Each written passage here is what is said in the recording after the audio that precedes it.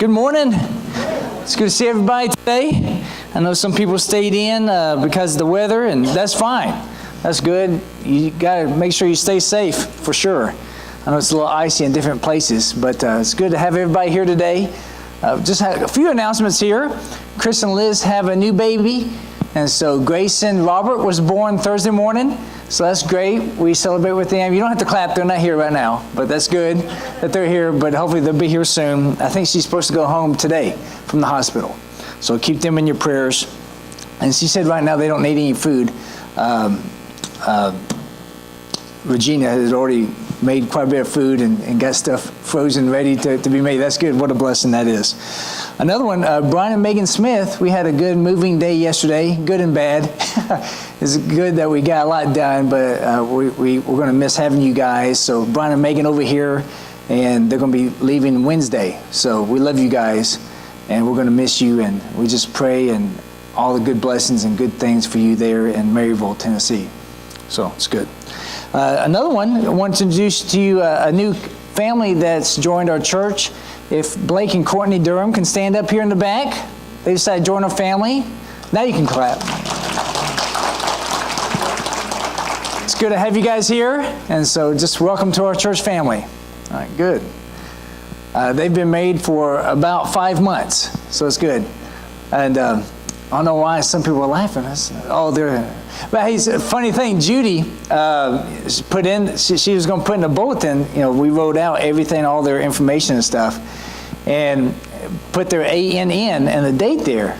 And Judy had put in a bulletin the rough draft. It's like, oh, they've got a daughter named Ann, born that day. But that was their anniversary, so it's just funny. Sometimes you can think something that makes so much sense. It's so clear. But it's good to have everybody here today. I think that's all the special announcements I was going to make. Had to write them down. Sometimes I can forget those things. Well, this morning we had a good parenting class. It actually went kind of long. We were in there until 10:25. I looked and was like, oh my, we're confessing our sins way too long today. And so it was good. And then today I'm talking about marriage. So talking about two things, really. You don't have to be perfect at something to talk about it, right? And so, it's kind of like someone who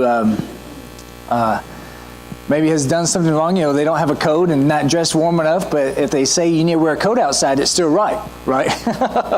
And so definitely what I try to lean on here is the words of God and the words of Jesus about marriage and things. And I'm not going to be talking about really how to have a good marriage today. I do that from time to time, but today I'm just talking about marriage itself and what a great blessing that is.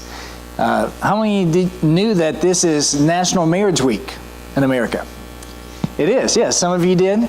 Yeah, so the week before Valentine's Day this year, they said from the 7th to the 14th is National Marriage Week. So we're right in the middle of National Marriage Week. And so hopefully you appreciate that. And I think it's something that we should talk about from time to time and just lift up and recognize. So that's what we're doing right now. Because marriage is from God. It's a great blessing from God that He's given us. So Genesis 2:24 through 25. For this reason a man shall leave his father and his mother and be joined to his wife, and they shall become one flesh. And the man and his wife were both naked and were not ashamed. So this is at the beginning. They're in Genesis chapter 2. God have given them together. And look at this, how they become one flesh. Now, it isn't that they become one and you only see one person there, but they become one in so many different ways. There's a spiritual joining. Of course, there's a physical joining there. And the two become one with their goals, with their ambitions, with their struggle through life. And that's a great blessing. And even at this point, that the man and woman were both naked and were not ashamed, it showed that this is, for one, that this is before the fall. Okay? That God had done this before the fall. And that this is the way that this is going to be for universal, for every culture. That they were not ashamed. They're not ashamed of husband and wife, the relations that they had. That is not something to be ashamed of. All right? God has blessed us to be able to be together. And it is a great blessing. 1 Corinthians 7, 1, 2, now concerning the things about which you wrote, this is Paul speaking here, a single man. Now concerning the things about which you wrote, it is good for a man not to touch a woman. But because of immoralities, each man is to have his own wife, and each woman is to have her own husband. Now there are temptations in the world, aren't they? It's interesting how most blessings that we get from God, there's a sinful way to go after those blessings. You know, the blessings that we have in marriage and the blessings that come with marriage are best on God's timing, not on our own time, right? It's best to do it in the order and the way that God tells us to do it, and not to go out and have relations with someone when we want to, instead of on God's timing. And sometimes I do with people, it's like, can you count to 5? It's like, sure, I can count to 5. Well, show me. It's like, this is silly. I know it's silly. Well, go ahead and count to 5 for me.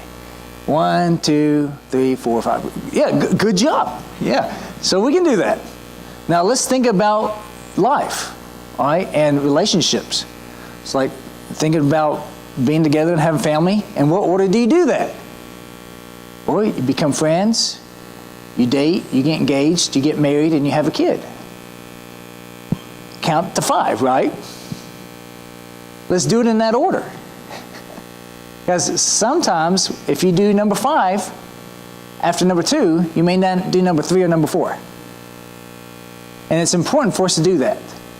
Marriage is a blessing to do and to have. One, because God has given that to us so we can procreate. One, so we can help each other. Another, so that we can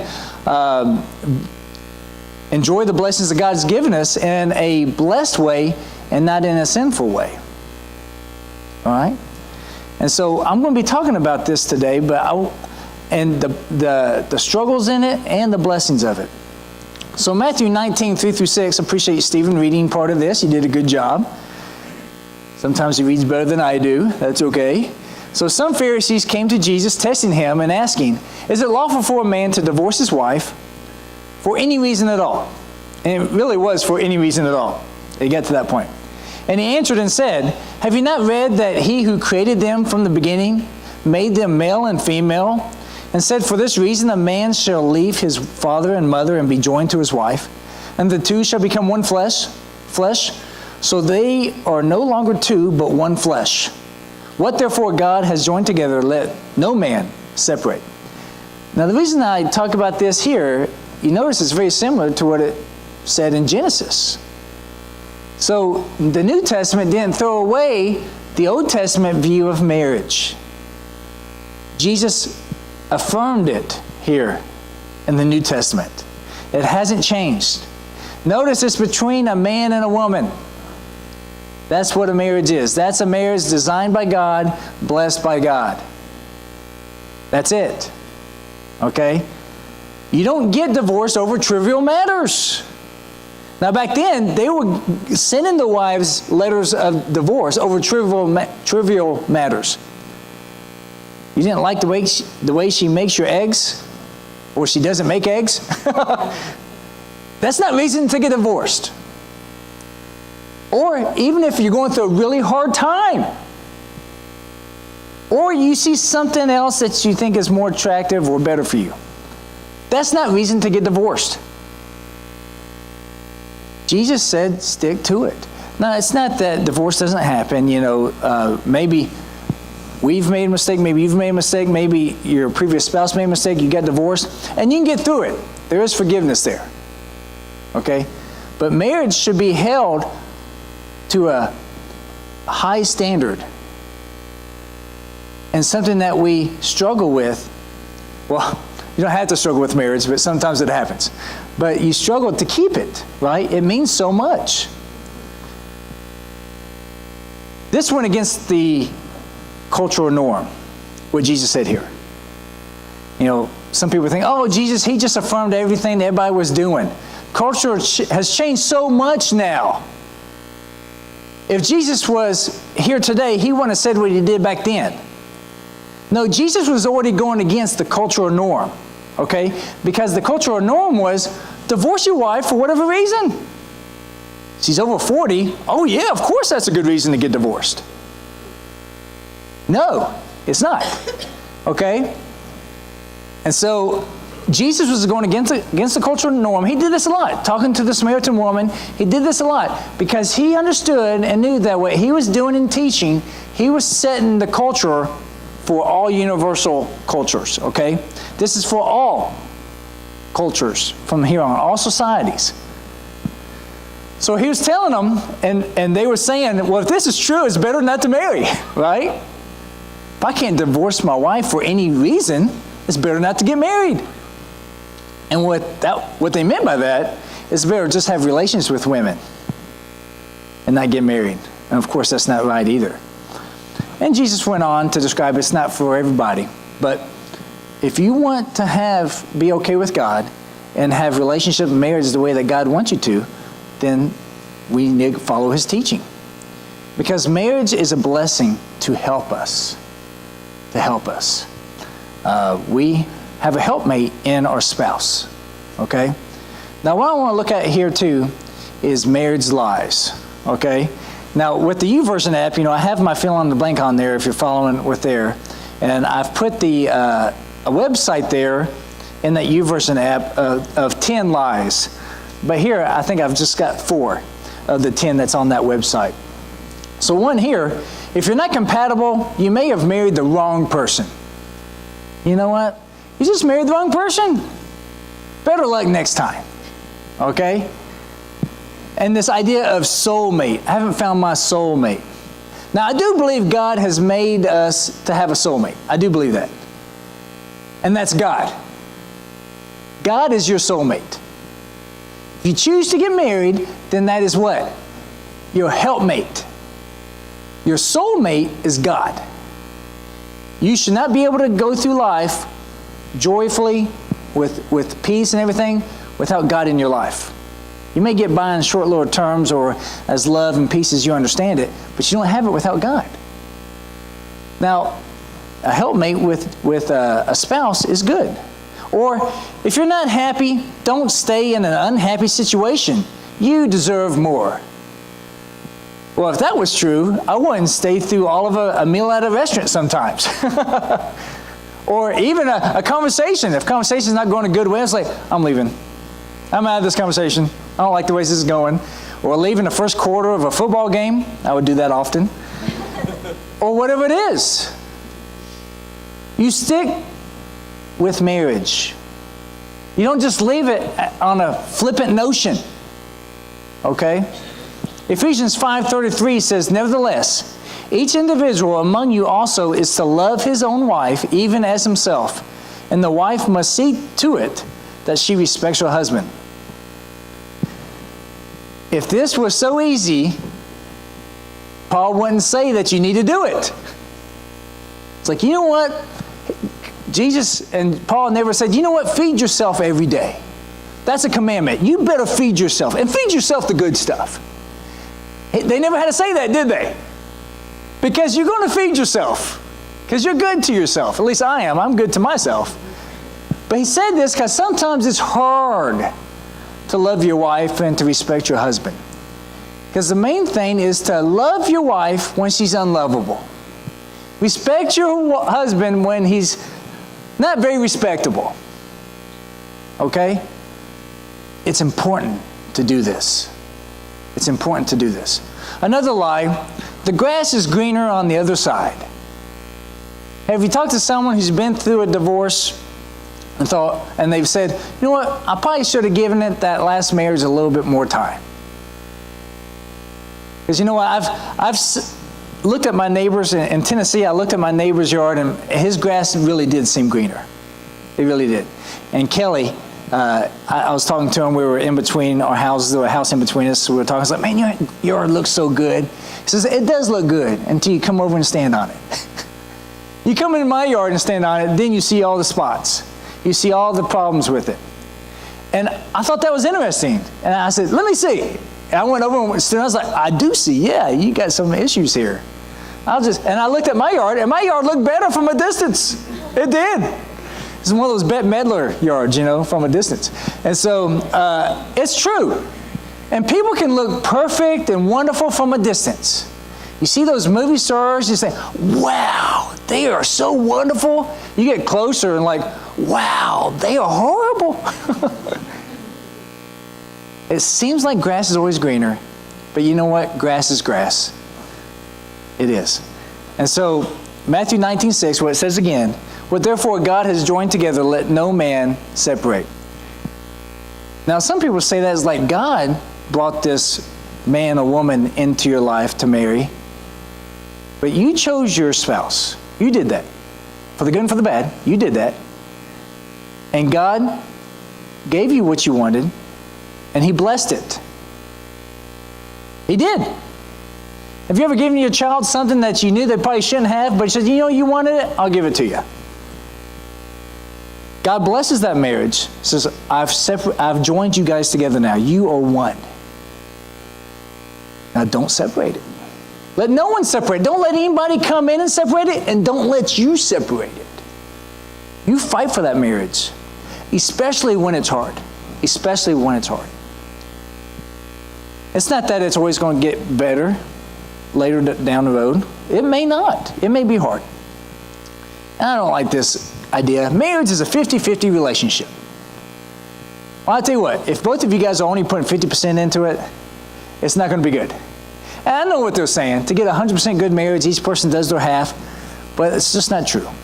Corinthians 3:23, whatever you do, do your work heartily, as for the Lord rather than for men. And I think this is also true in marriage. All of you need to do 100. All of you need to do 100% what you need to in a marriage. And if you've got a great marriage, and this is super easy, great. But if you got a marriage that's struggling, do what you know what you need to do as you're doing it for the Lord. Okay? You don't do it for what you're going to get back from your spouse. That's a little morbid. I want to do things for you, but you better do good things back for me. We need to do your part in your marriage as for to the Lord. It helps. It helps. I want us to watch this little video here. Can you dim the lights up here on front? On a recent 2-minute one, virgins becoming better educated than affluent Americans. Now, 50 years ago, whatever economic differences didn't manifest themselves in marriage and really children. But that's no longer true. And that is a tragedy. It's a tragedy because there's overwhelming evidence that marriage and impact families are good, not only for the individuals involved, but for society as a whole. Tragedy because without a stable family life, social mobility is even more difficult. One example of the benefits of marriage and stable family life is crime and public safety. When I set foot inside a prison, I see the results firsthand, face to face. Results of divorce, of splitted families. So many of the prisoners I talk to tell me about growing up without a dad, so they look for that male role model by going to the dad. This fact is not surprising. The Department of Justice tells us that more than 60% of prisoners grew up in households without a father. Some 70% of juveniles in state-operated institutions come from fatherless homes. Less dramatic, but no less important, is the relationship with poverty. Of the children under age 6 live below the poverty line. A mere 6% live with married couples. 59% live with single mothers. What's more, there's a strong link between intact families and educational achievement. Of course, educational achievement is undeniably tied to future image. Altogether, a society that promotes and strengthens marriage is, as the expression goes, investing in its future. Of course, this kind of investment isn't a matter of money, but of ideas, beliefs, and commitment. Dare I say it's a matter of worldview. Governments can adopt policies that can strengthen families. Creating those families is a question of culture, not politics. And this is where we have to start by making the case for marriage, starting by modeling it ourselves, what it really should look like. We've got to start in the church, educating Christians to live a full, wholesome marriage. All of you listening today, Christians, whether laymen or leaders, have to get the marriage issue right. not strengthen and heal marriages in our own congregations, we've got nothing to offer society. In addition, we have to learn how to make the case for marriage in a winsome and loving way. Our culture desperately needs a renewed and vital understanding of the benefits and blessings of healthy marriages, and it's our job to teach it. Here at the Colson Center are committed to working with other organizations to provide you and your church important resources for rebuilding the culture of marriage. Because when it comes to strengthening marriages, failure is not an option. I thought that was interesting, and that was on the website National Marriage Week, and they have a ton of information and a lot of Christian websites and stuff attached to that. And Adam Stanley, the Love and Respect series that we did on the United States website for Marriage Week. I think it's good. And so it's interesting to see how the culture now is learning that marriage is actually good. A lot of people have this idea now that, we've evolved past the concept of needing marriage. Well, we're learning that that's not true. We're learning that's not true. Just the facts. Married people live longer. It's interesting when we found America, past tense, there was this men that came over on the ships. And they lived, I believe, on an average of about 6 months to a year. It's pretty short. And so they says, what's going on? So they sent a couple of buttloads of women over here. Literally a boatload of women. Sent them over here, and these women, they didn't know these guys. It's like, I just want this lifestyle, new America. I'll marry one of those guys over there. And their life expectancy went up to 3 to 5 years. What a blessing for each other. That right there, the life expectancy of each individual goes up 3 to 5 years. I mean, you live longer married. Now, children of married parents, this is a huge point here. They do better in school. They develop socially better, are more emotionally stable, more likely to stay married as well when they get older. These are all good things, right? Now, I tell you what, our culture is fighting against us with this idea of marriage. This is pretty basic, the things I'm telling you today, but our society is fighting against us. In 1970, 80% of adults were married. That's high, isn't it? Now, as of 2015, what do you think? 52% adults were married. Now, this doesn't mean that they're not living with somebody. A lot of the adults are living with people, but they're not committed to them. How do they celebrate Valentine's Day? That's coming up. I love you. I wonder who I'm going to be with next year. It's got to taint it a little bit, It's got to be tainted a little bit. Keep that receipt on that necklace you bought. We have to be committed. When you came to Christ, you didn't come to Christ, I hope, thinking, I'm going to come to God, be a part of this church, until something better comes along. It's offensive, of course. So how did the world get so wrong? And how is the world getting it so wrong? One, the world puts a higher importance on pleasure than morality. We see how that's going. It's not going well. The world says a variance of personal experience is illuminating. Try all these different experiences in different ways and then illuminate your mind. Oh, we see what's happening with that. The world says to follow God's Bible's instruction is demoralizing and backwards. I'm sick of hearing all that, aren't you? And the thing is, it's so wrong. To follow God's instruction and to do things the way that God says to is a huge blessing. It may be difficult a little bit in the moment, but the long term is so much better. But honestly, in the present, it's better too. And just so many examples come to my mind. If you want to talk about that more, I can. But it's so obvious to live as God wants us to live. It's better for you. It's better for everybody. And of course, it's better for your kids. So cling to God. Cling to God and stay married. Exodus 20, 5 through 6. This is after the Ten Commandments. You shall not worship them or serve them, for I, the Lord your God, am a jealous God, visiting the iniquity of the fathers on the children, on the third and the fourth generations of those who hate me, but showing loving kindness to thousands, to those who love me and keep my commandments. If you live your life the way that God has instructed you to, it's not only for you, but for generations to be a blessing. And I worry that we are leaving the concept of marriage so much that we're damaging the future of our society. And if us as Christians and as a church family, we can't get this right, then like the man said, what are we offering society? As reading through the Bible, as we're doing this, isn't it interesting how important marriage was in Genesis? So many times they looked around as God sends them from one place to another, like Abraham, and says, I don't want a wife for my kid from these people. Get my brother's kid.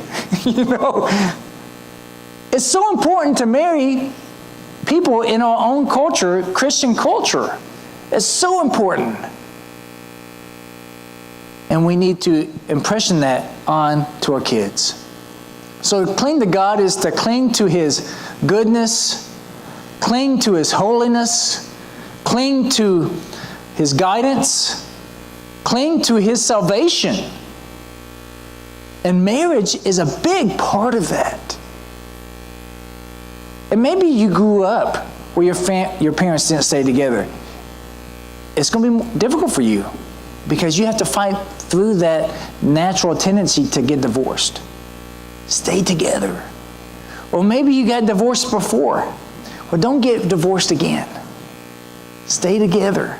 Fight it out. Seek counsel. Cry with someone, you know. Work through it. And I know with life on Facebook, everybody puts on Facebook everything good. You don't ever see a picture on Facebook, hey, this is me and my husband really going at it good. Yay. You don't see that. Everybody just puts up the happy stuff. Everything's so happy, happy, happy, happy. That's not life, is it? There's good times and bad times. And the thing is to cling to God all the time. Cling to God all the time. And your marriage will survive. And your praise God, and God will say, thank you for listening to me. I will bless you and yours. Well, if you need help, if you want to get married to God, always the best option, in baptism, you can. I want to encourage everybody to live the life that God has planned for you. You won't regret it. Please come forward as we sing this song.